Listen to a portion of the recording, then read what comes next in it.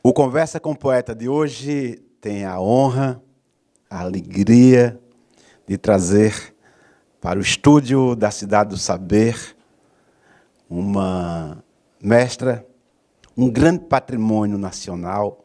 Estou muito honrado, muito feliz dessa minha existência, viver esse momento.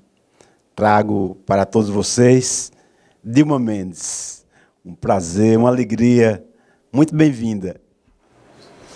Nossa, eu fico muito feliz de ter essa oportunidade de estar conversando com você, que sou seu fã já há muito tempo, né? E precisava justamente desse momento para que a gente pudesse estar aqui conversando. E é um prazer imenso estar aqui com você. Camaçari, ao longo da sua existência, se tornou assim, uma das cidades mais importantes da América Latina, uma das cidades mais importantes do mundo, né? Pela questão do polo petroquímico, né? Mas pela sua diversidade e, sobretudo, pela sua cultura e pelos seus representantes no esporte. Você é um dos, talvez, o maior patrimônio que nós temos, mas antes de falar que você foi campeã das Américas, campeã mundial, eu queria te levar para uma viagem lá atrás, na infância. Como é que foi a sua infância, Dilma? Aqui na cidade, como que era essa cidade quando você era criança? Quais eram os teus sonhos? Me conta um pouco disso. Nossa, naquela época meu sonho era continuar tomando banho no rio, né? A gente tinha um rio maravilhoso em Camaçari, o Rio Poço Fundo. Então eu nasci e fui criada aqui, né? Com muito orgulho de ser camaçariense, filha de seu Henrique da estação, né? Meu pai trabalhava na estação ferroviária. Chegou ele aqui em Camaçari, onde a gente não tinha energia elétrica, né? A gente tinha uma pessoa que saía ligando os postes na cidade, né? E era muito bacana, porque a gente se divertia com isso, né? A gente acompanhava esse cara. Agora eu entendo de onde vem essa luz. A gente acompanhava esse cara justamente iluminando a cidade, né? Tinha alguns pontos na cidade que dava pra gente acompanhar ele a partir de 5 horas, então a nossa turma, né, da infância ia acompanhando ele acendendo a luz para que a gente pudesse depois ir para o coreto, né, da nossa igreja matriz, né, São Tomás de Cantuária, conversar até as madrugadas, né, às vezes dormia até por lá, o pessoal que acordava a gente com as histórias, e eles iam contando, cada um contando a sua história, as famílias, e aí terminava a gente dormindo, e só era acordado na hora de ir embora, às vezes meus irmãos me carregavam para ir para casa, né? Que eu morava ali nas casas da leste da estação. Então, foi uma infância maravilhosa, né? A gente tinha todo o contexto de felicidade. Tudo era muito regrado em relação à comida, em relação a vestes, em relação a brinquedos, mas a gente fazia a nossa vida feliz com os brinquedos naturais, né? Que hoje já não existe mais, né? Que é o pular corda, que é a brincadeira de baleado, o futebol que nunca deixou de existir. Então essa minha vida de criança eu aproveitei bastante. Viu? Você sabe que eu fiquei muito emocionado ontem, lendo a sua biografia, quando você citou sua mãe. Você sabe como que era o nome da minha mãe? Não. Hilda. Olha. Hilda ao quadrado. O nome da sua mãe, nossa né? vida. As Hildas das nossas vidas. Você tem já falei aqui no início, desse patrimônio que você é, dessa força que você tem e que você representa para todos nós. Não só para as mulheres, nesse momento tão perverso de Brasil, em que se mata a todo momento uma mulher, mas é um momento muito especial também para todos nós, homens, que temos essa consciência, né, de que estamos na mesma jornada, na mesma existência, e que somos todos diferentes, mas que temos que ter direitos iguais. Essa força que você tem, que você representa, eu queria... a gente já falou da Luz, já falou do teu pai, eu queria saber um pouco dessa mulher, né, da história da tua mãe também. Como que era essa Dona Hilda? O que é que você traz da Dona Hilda? Bom, o início de relacionamento eu e Dona Hilda de Souza, viu? Foi muito complicado, até porque ela foi criada de uma forma, como todas da época, né? Criada de que a mulher tinha que servir.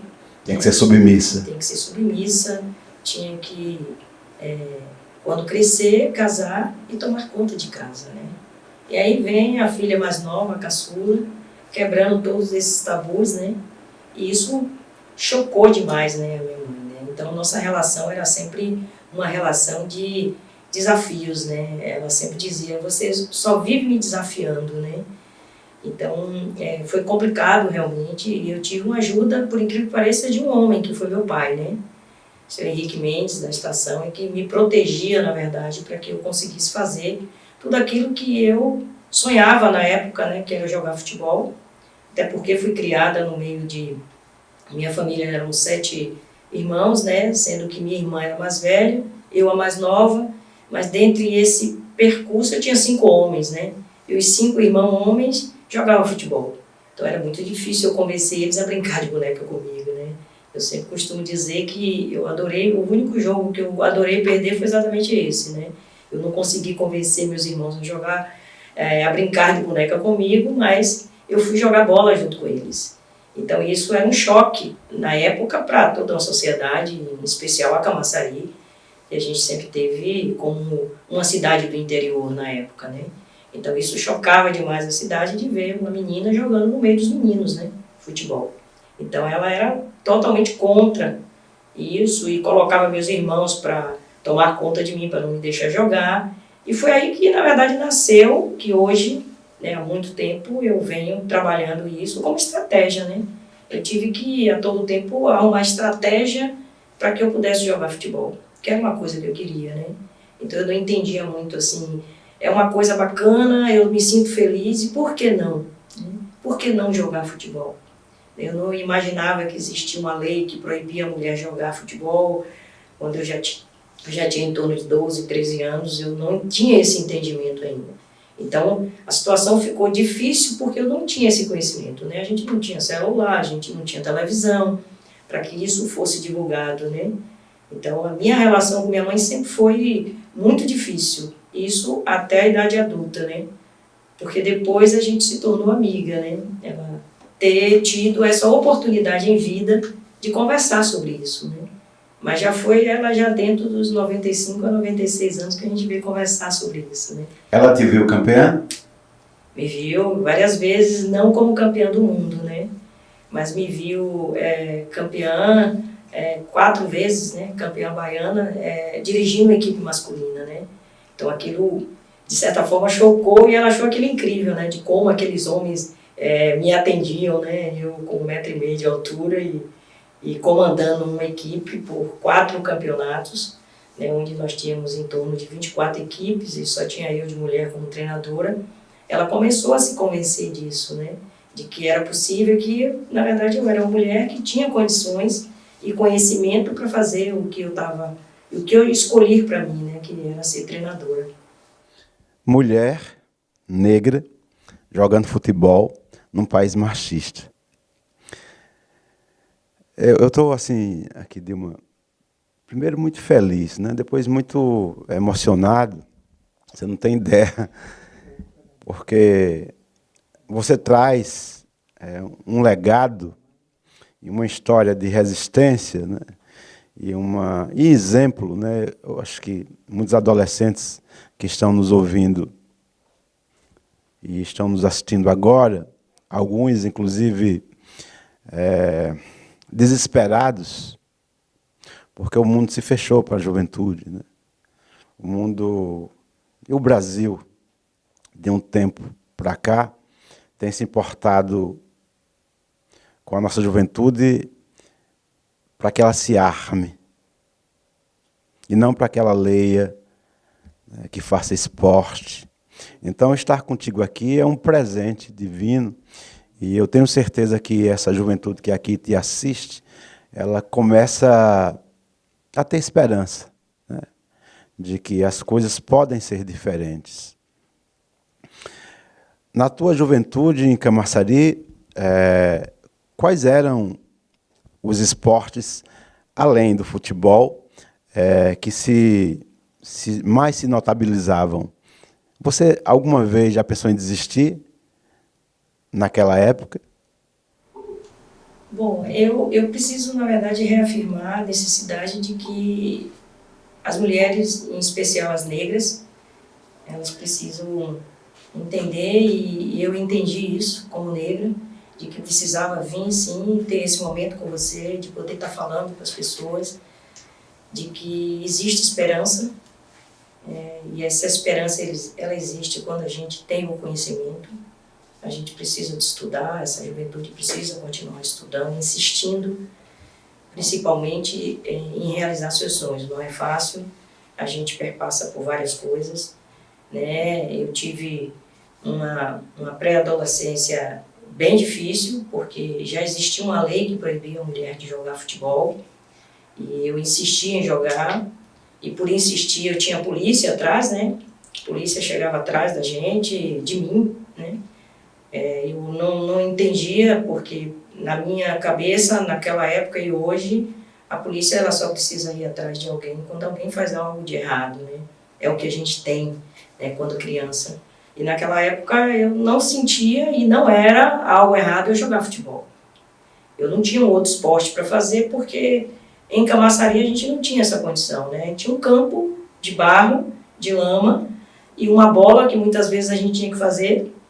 Quando ela furava, a gente tinha que pegar nossas meias, nossos jornais, algumas revistas velhas, e fazer aquele saquinho e jogar dentro daquela capa daquela bola para voltar a jogar. E a gente só tinha aquilo para fazer. Mas aquilo é que salvava. Aquilo é que não permitia que nós, da época, não entrássemos numa de pensar em qualquer coisa que não fosse jogar futebol, que não fosse transformar, né, aquilo numa coisa sadia. Então não foi fácil para mim, naquela época, como mulher, como negra, jogar futebol e insistir. Mas a gente procurou, na verdade, em todo o tempo, a primeira coisa que eu pensava é assim, eu não posso me sentir vítima da situação. Porque a partir do momento que eu me senti vítima da situação, eu não vou conseguir. Então, todas as vezes que eu chorava, né, era como se eu sempre me sentia como uma pessoa morta. Então, eu morria todos os dias, mas eu renascia no dia seguinte. Então, a coisa era bem por aí, sabe? Hoje, os covardes me mataram, mas amanhã eu vou ressuscitar, eu vou renascer. Eu vou renascer para ir para o meu sonho, né? O meu sonho era esse, era jogar futebol, não tinha nada de mais jogar, não me deixava não ser mulher, né? Pelo contrário, a gente tinha que se cuidar mais ainda, porque a gente saía muito suja, a gente saía diante de uma lama, né? A gente tinha que se postar de uma forma de força, porque não foi fácil jogar com os meninos na época.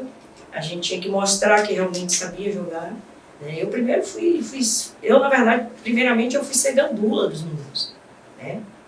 Me sujeitei a estar atrás de um gol ou de uma lateral, quando a bola caísse, onde ela caísse, eu tinha que ir lá correndo buscar.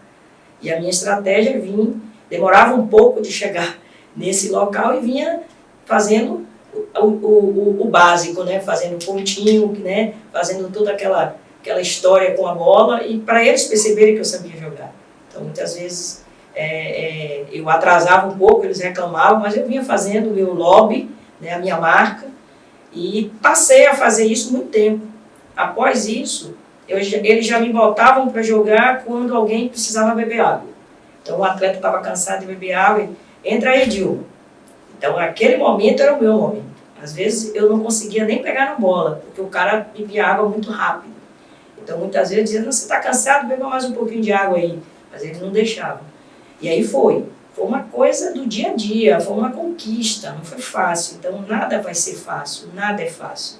A gente não pode desistir. E chegou o momento de eu ir para casa e dizer assim, eu preciso melhorar. Para melhorar, eu preciso treinar. Eu preciso treinar escondido, porque eu não podia treinar em casa. Então, eu ia para a Estação da Leste, né, lá onde hoje é o museu eu entrava aqui, tinha um galpão, né, de mercadorias, então meu pai não se importava de eu estar lá, eu entrava nesse galpão e pegava a bola e começava a fazer meu pontinho, fazer meu chute a gol, tudo fechadinho ali, ou a gente tinha um quintal grande, né, ali nas Casas da Leste, muita bananeira, eu ia lá para o fundo do quintal nas bananeiras e fazia o mesmo trabalho, né, mesmo minha mãe gritando, o que é que você está fazendo aí, aquelas coisas todas, eu não, estou aqui olhando, eu escondia a bola sempre escondida, até que um dia, um dos meninos que estavam jogando, cansou demais e iam terminar o famoso baba deles, né? E eu aí tive a oportunidade de entrar e eu disse, agora, nunca, né? E aí entrei e fiz gol e comecei a jogar bem junto com eles e passei a ser escolhida, né? Isso foi a melhor forma de reconhecimento.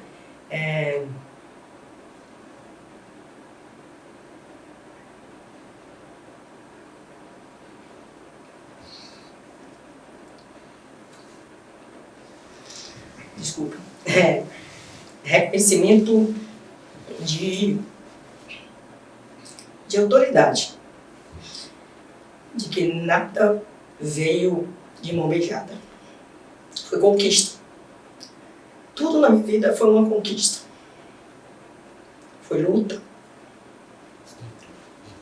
Desafiador, né? E eu consegui esse espaço. E daí eu fiz assim, eu quero mais, né? A mulher negra e camaçariense e que tem um entendimento de que pode ser muito mais do que os outros acham que ela pode chegar. Eu resolvi fazer um time de futebol, né? Fiz uma relação de mais de 30 meninas. Mas outro dia apareceu só 4, porque os pais não deixaram. Essas 4 não seguraram, até eu entendo, porque os pais iam bater, né, ia fazer toda uma pressão, e resolveram não jogar. E aí eu continuei jogando no meio dos meninos. Então você tem toda uma história difícil na cidade, mas que você consegue superar, né? E aí eu fiz um time, consegui 4 meninas, mas depois desfez isso, e aí foi caminhando, foi quando eu tive a oportunidade de fazer um time, né, misto, né, com meninos e meninas, e aí passei a lavar carro, né, dos vereadores da Câmara, para comprar bola, né, para comprar o material de jogo, né, porque eu percebia que se eu tivesse a bola, se eu fosse a dona da bola, eu com certeza teria um time e poderia mandar nesse time, né, dizer que tinha que ter uma menina jogando. Porque quando você não tem a bola, quando você não tem o padrão, todo mundo faz, principalmente você, a única menina, então você não vai jogar agora, você vai jogar depois. E eu percebi que se eu estrategicamente conseguisse comprar a minha bola, o material, eu teria a chance de ser titular desse time. Foi aí que eu fui lavar carro, fui vender merenda na escola, né? Eu tinha minha merenda, mas consegui alguns amigos que faziam merenda, eu vendia para poder arrecadar dinheiro.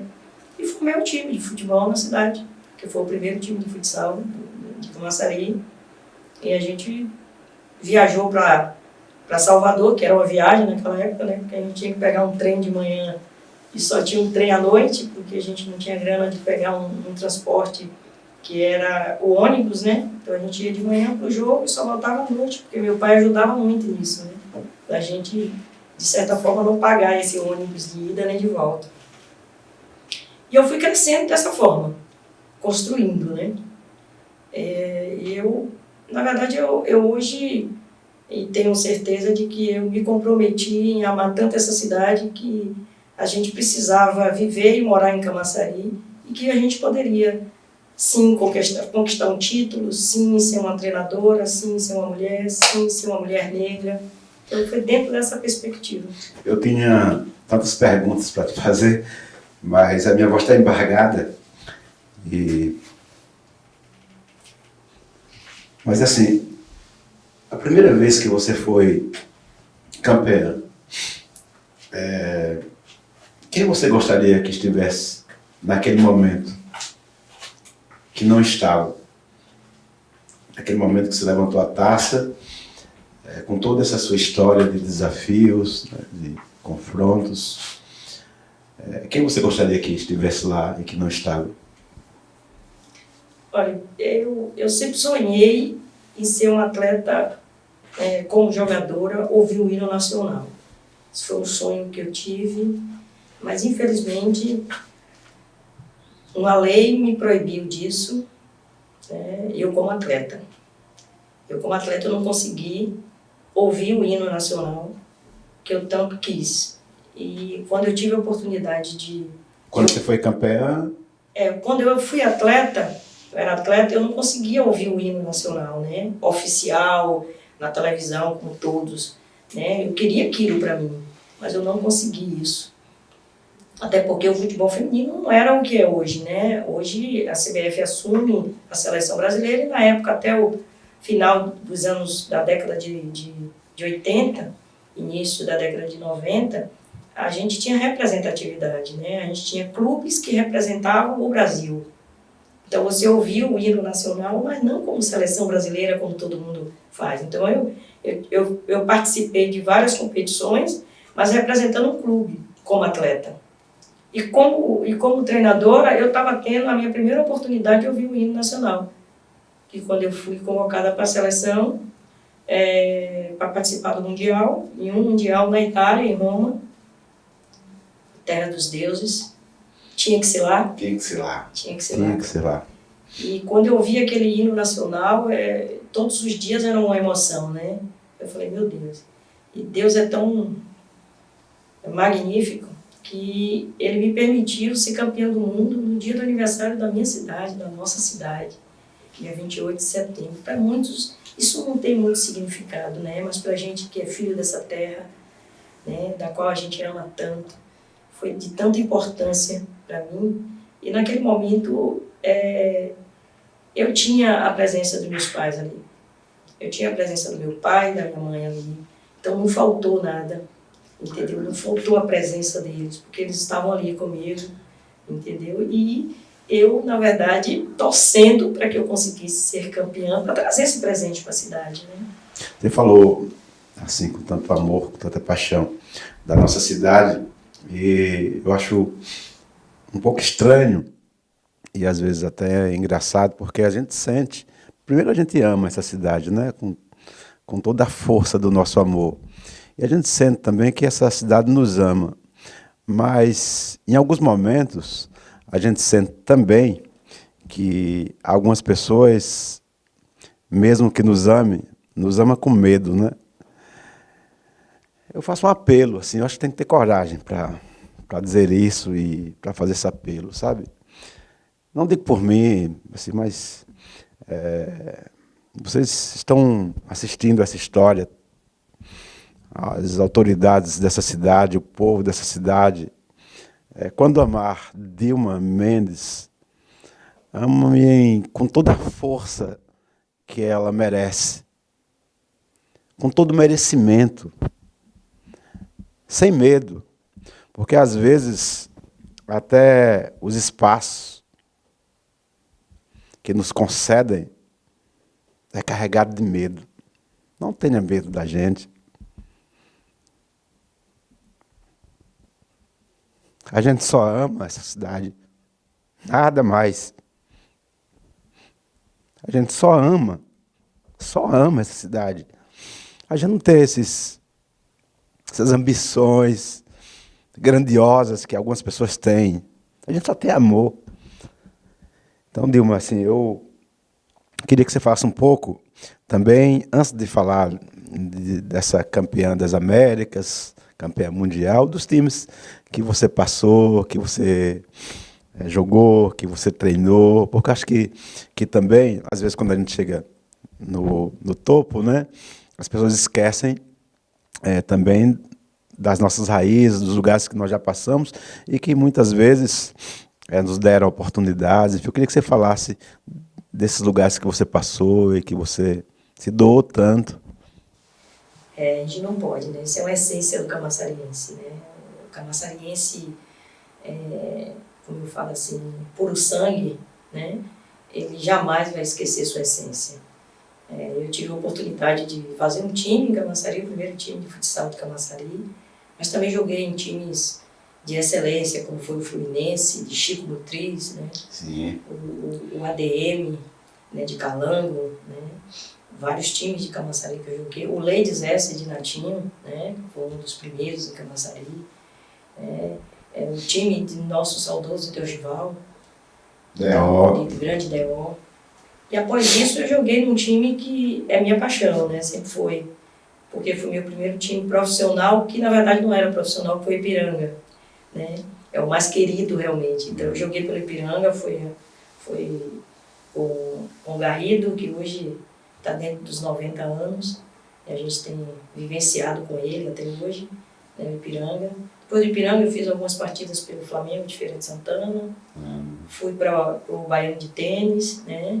Rompi paradigmas de negros, né? No Baiano de Tênis. Depois eu passei... Depois daí eu tive a oportunidade de jogar pela Seleção Baiana. E após a gente emendou numa questão do Campo Maior Esporte, que foi a ascendência do futebol feminino no estado da Bahia, foi a partir da década de 90, com a chegada desse grande patrocinador, que foi a Eurosport, que nos trouxe mais dignidade e poder trabalhar outras atletas também, né? Eu tive uma lesão muito forte, né? Mas disputei campeonatos da Taça São Paulo na versão feminina, né? Em 84, 85. Já a lei já tinha, né, já tinha sido, na verdade, vamos dizer assim, a abolição chegou em 79, né, de 79, mas só a partir de 83 que a gente começou a ter algo mais digno do futebol feminino, e até hoje a gente sofre ainda dos 40 anos de proibição do futebol feminino, porque esse legado negativo ficou, né? Essa evolução do futebol feminino ficou para a vida toda, né? A gente não pode tirar 40 anos da vida da gente. Mas depois eu tive a oportunidade também de treinar, né, o Saad junto com o Romeu Castro. Depois eu fui para o Palmeiras, passei pelo Palmeiras, já como diretora administrativa, também como treinadora, tendo essas experiências e buscando conhecimento, né? Eu acho que tudo na vida, principalmente no meu caso, e eu dou isso como exemplo para outras mulheres que tentam e querem e devem entrar nesse mundo do futebol masculino. É preciso conhecer, é preciso estudar. Futebol não é só dentro das quatro linhas, né? Você precisa contextualizar tudo que você faz, muito mais do que o homem. Muitas vezes você está fazendo um esquema tático e você precisa contextualizar o que você está fazendo, porque o cara que você está dizendo que ele tem que jogar no 4-4-2, ele não tem esse entendimento e acha que você não tem. Então a gente já sofreu muitos desafios, preconceitos, nem se fala, porque várias vezes eu ia para os campeonatos brasileiros. Um dos primeiros que eu fui, no arbitral, tinham 32 equipes, né, de renomes no país, de Flamengo, Vasco, Grêmio, e eles sempre perguntavam assim: cadê o treinador da Bahia? Cadê o treinador? Cadê o treinador da Bahia, né? E aí eu olhava para mim e falei assim: não, ele deve estar chegando aí. Eu curtia muito isso, né, de uma forma que isso não me abatesse, porque eu fui ali com um objetivo, com um plano, e muitas vezes eu sempre digo, eu dou exemplo como uma oportunidade que eu tive de ir para um brasileiro, que ninguém olhou para a gente, e tipo, esse time é comandado por uma mulher, né?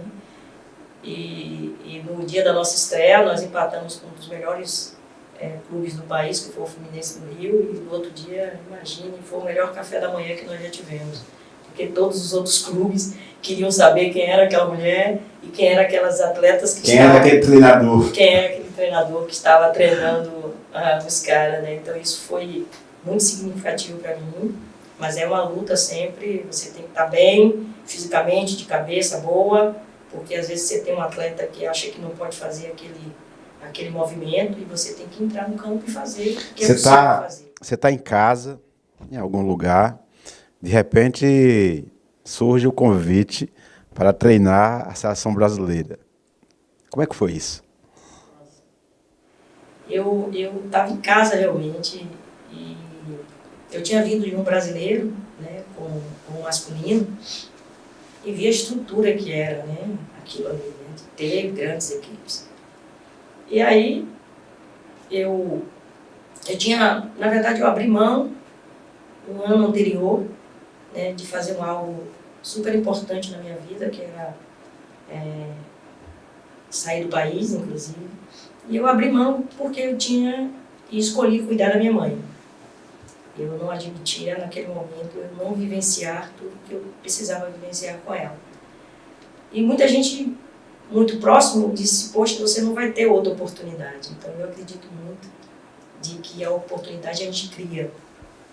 Né? Ela vai acontecer 2 vezes. E a espiritualidade de assim, os nossos ancestrais estão assim, Estou em alta. Em alta. A todo momento, como nossos anjos de guarda, nossos anjos de luz, sempre nos guiando, né? E abrindo portas. E a gente permitindo, né? A gente entendendo isso, né? Precisa entender. Muitas vezes a gente precisa estar com esse coração aberto, com essa cabeça aberta, para entender que o caminho agora é esse, é outro. E eu recebi esse telefonema, né? O telefone tocou, e aí você topa assumir a seleção brasileira feminina de futebol 7. Eu realmente foi um susto, porque a seleção brasileira, o ano que eu acompanhei, ela tinha sido campeã, né, mundial. Então eu falei, pô, esse cara é louco. Ele vai tirar um cara que é campeão do mundo, tipo, no jogo é bem assim, né? Sim. Quando tá ganhando, não se mexe. Não se mexe. Dá certo também. Dá para mexer em tudo. Né? Isso vai para Camaçari. Dá para mexer, sim. Em tudo. E aí, eu disse, pô, esse cara tá de brincadeira comigo. Ele fez, ó, a gente tem um planejamento aqui e que você vai ficar 1 ano. Você perdendo ou ganhando, a gente fecha com você 1 ano. No próximo ano, a gente vai renovar isso. Você já percebeu, porque o outro treinador foi campeão do mundo e está cedendo lugar para você. Falei, vamos nessa, né? O que é que precisa, né? Bom, nós vamos fazer uma reunião, contextualizar tudo direitinho e nós vamos ver. Agora, você tem uma Copa América, você tem uma Copa das Nações, uma Copa América em Porto Alegre, uma Copa das Nações em Barcelona, na Espanha, e tem um Mundial, que é a cereja do bolo, Só isso. em Roma, na Itália. Só isso. Nossa, a primeira coisa que vem na cabeça de alguém que é assalariado é eu não tenho dinheiro para nada disso. Né? O esporte amador não tem dinheiro para nada disso. E confesso a vocês que não tinha, né? E não tenho. Ele fez, não. Eu falei assim, ó, primeiro que eu só posso ir se vocês assumirem isso, porque eu não vou, eu nunca fui, dentro das minhas batalhas, eu nunca fui na porta, né, pedir nada, eu sempre trabalhei para isso, eu sempre fiz rifa, eu sempre fiz tudo com esses times todos que a gente vem, eu nunca fui, eu sempre apresentei projetos. Se não quer ajudar no projeto, não pode ajudar a Dilma, porque está ajudando um projeto esporte social que é o Camaçari F7. Ele, não se preocupe não, juro para você que eu consegui ter R$500, como diz a gente no bom baiano, no bom camarão, 500 conto, eu tinha no bolso. Eu falei, meu Deus, eu vou para todo esse lugar só com 500 conto, fui. E aí eu fui para Porto Alegre, a gente conseguiu ser campeã, né, da América, e depois eu fui para a Espanha, e em Barcelona a gente foi campeão das nações, né? E foi para a cereja do bolo, né? Que era o Mundial. Nossa, enfrentar uma semifinal da Itália, a dona da casa, e enfrentar uma final da Rússia. Foi Roma. Enfrentar a Itália, a semifinal, ganhamos com muita personalidade, né? Mas jogar contra a Rússia é complicado. Porque tanto a Itália, porque assim, é bem diferente a escola, né, técnica do futebol de campo de 11, né? A gente tem o México, a gente tem a Itália, a gente tem a Rússia, que são escolas realmente exemplos, né, que a gente pode estar buscando algo, né? E fazer aquele estudo junto com toda a equipe técnica, né? A gente se conheceu, porque por ser um esporte ainda amador, a gente não tem condição, como é hoje, o treinador que leva a sua equipe, né? Ele leva seu preparador físico, leva seu treinador de goleiro, leva seu fisioterapeuta. Não, no futebol 7, eu acho que o maior desafio é exatamente esse, né? Você é convocado, mas o seu auxiliar técnico mora em Porto Alegre, a médica mora em São Paulo, e a gente tem vários estados, porque é a forma da gente escolher também os melhores atletas para estar participando dessa competição, já que eu só tenho acesso ao Nordeste fisicamente, presencialmente, mas as outras atletas eu tenho mais por vídeo, né, mandado por eles, e a gente convoca uma seleção dentro da qualidade técnica que a gente precisa. Qual era o perfil desse time? Me fala sobre essas pessoas lindas que você comandava e que foram campeões com você. Era bem diverso, né? Porque a gente tinha, quando a gente falava do Sul, a gente tinha meninas médicas jogando.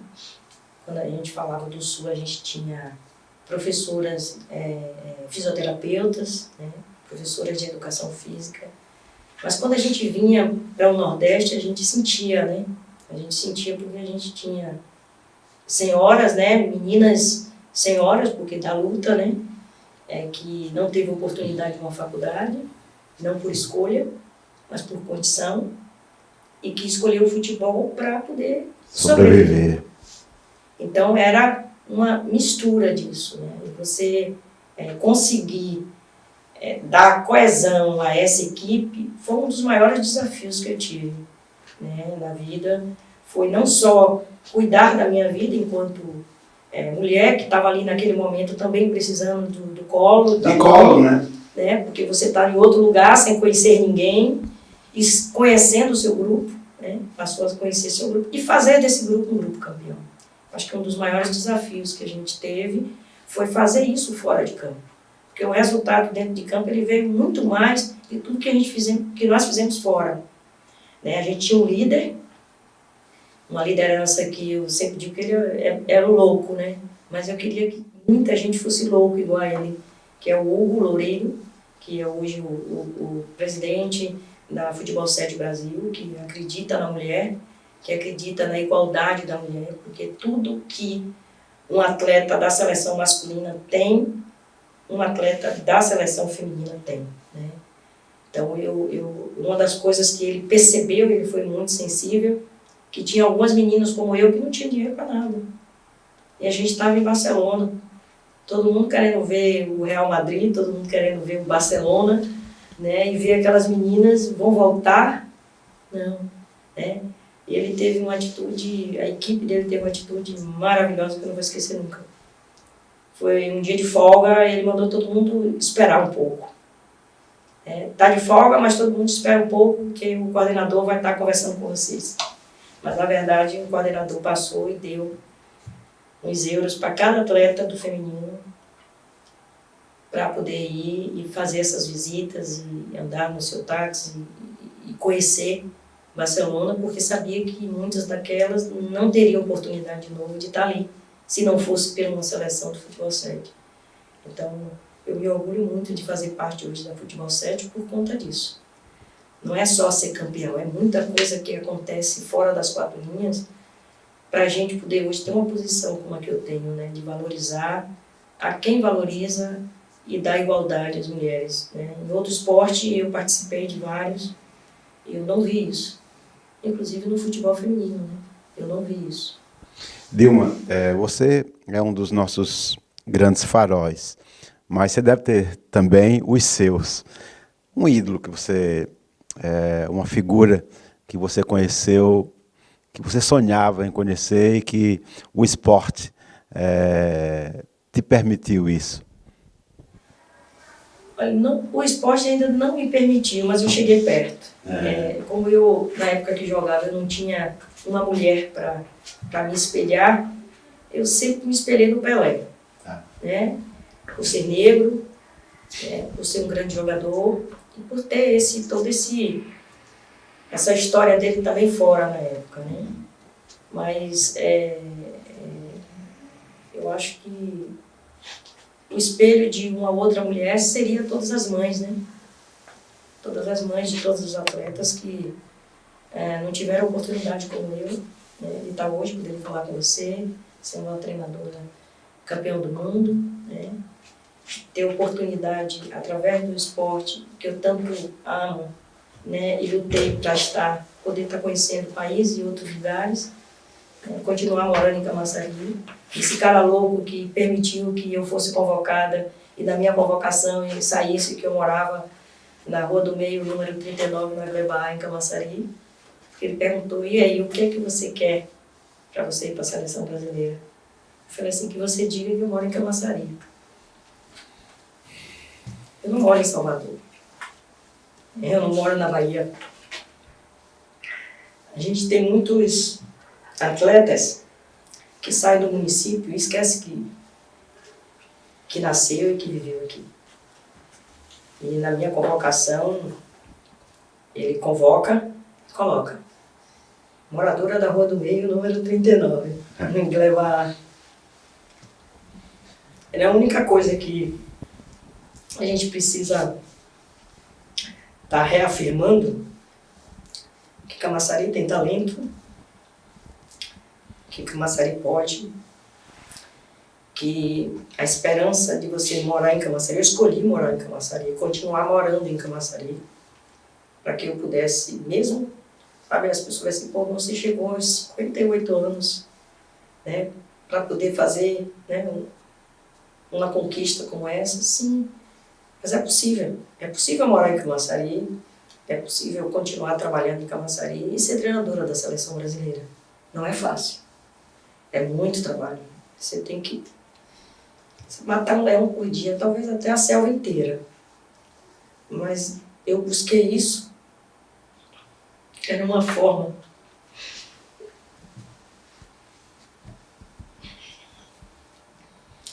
de reafirmar para todas as mulheres que é possível. Seu maior sonho, Dilma? Eu acredito que o reconhecimento, né? Eu sonhei um dia isso. E esse sonho, ele deixou de existir. Porque eu me perguntava, poxa, eu estou fazendo isso para ser reconhecido, ou eu estou fazendo isso porque é uma missão que eu tenho, né? E aí eu passei a não ter mais esse sonho, né, do reconhecimento.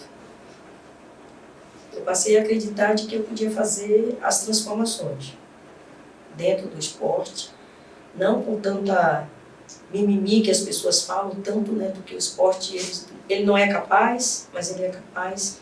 Se você consegue salvar um, você está conseguindo salvar um.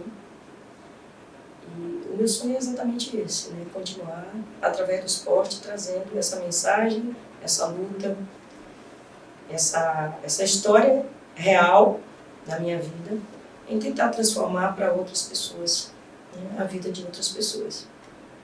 Dos países que você conheceu, qual que mais te atraiu? Assim? Você chegou no país e falou, poxa vida, estou aqui.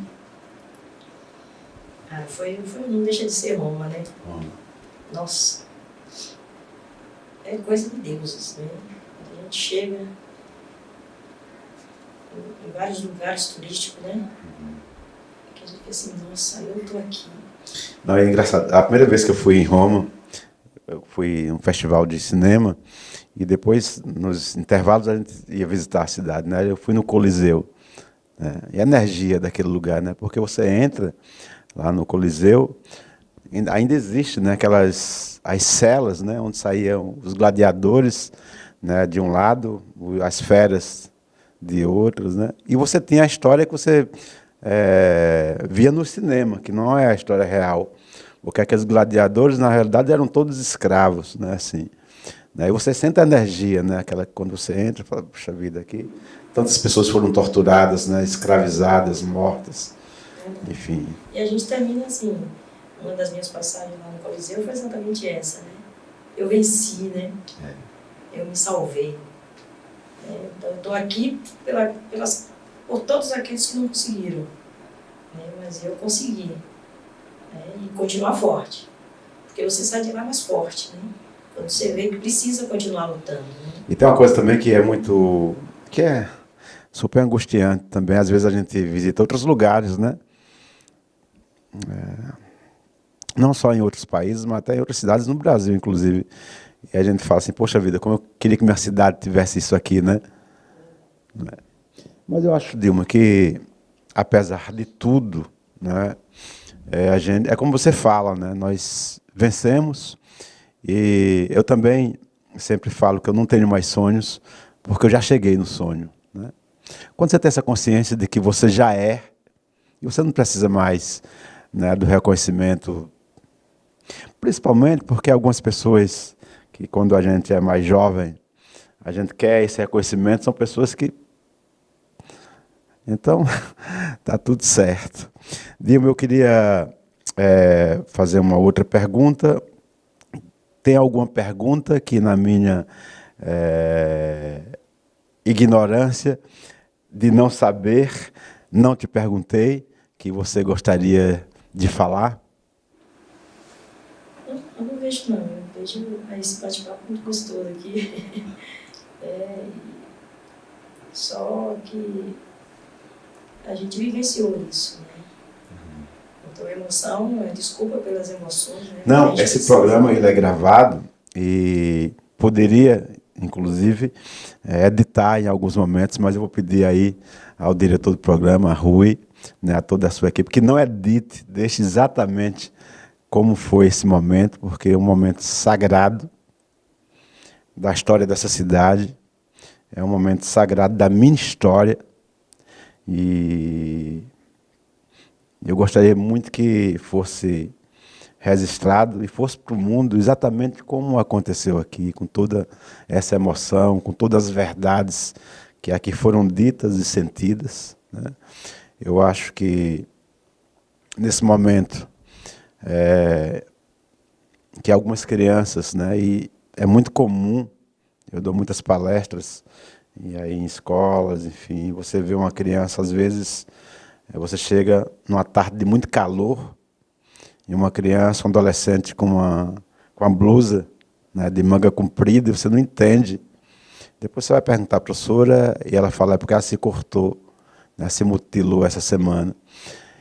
Eu tenho certeza que ao assistir essa entrevista, eu agradeço muito ao Divino, ao Sagrado, por ter me possibilitado esse momento de entrevistar Dilma Mendes, porque eu tenho plena certeza de que, ao assistir essa entrevista, aquelas pessoas, sobretudo os jovens que estão sem esperança, reafirmam a vida. Nesse momento que assiste Dilma Mendes a falar, pensa, há uma saída, e eu vou buscar essa saída.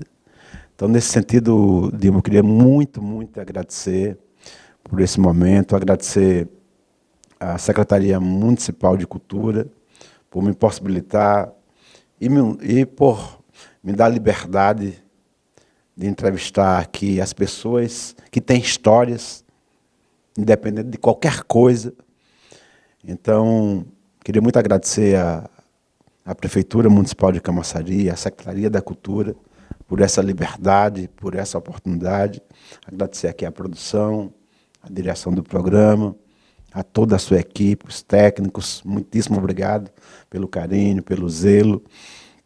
E agradecer a Camaçari por ter sido, né, o ventre dessa menina, né, dessa guerreira. E agradecer a Dona Hilda, Dona Hilda querida, porque... nossas Hildas, porque quando confrontava, te dava força, né? Te dava força. E agradecer a você, Dilma, então, muitíssimo obrigado, estou muito feliz, essa é uma das minhas mais sagradas entrevistas.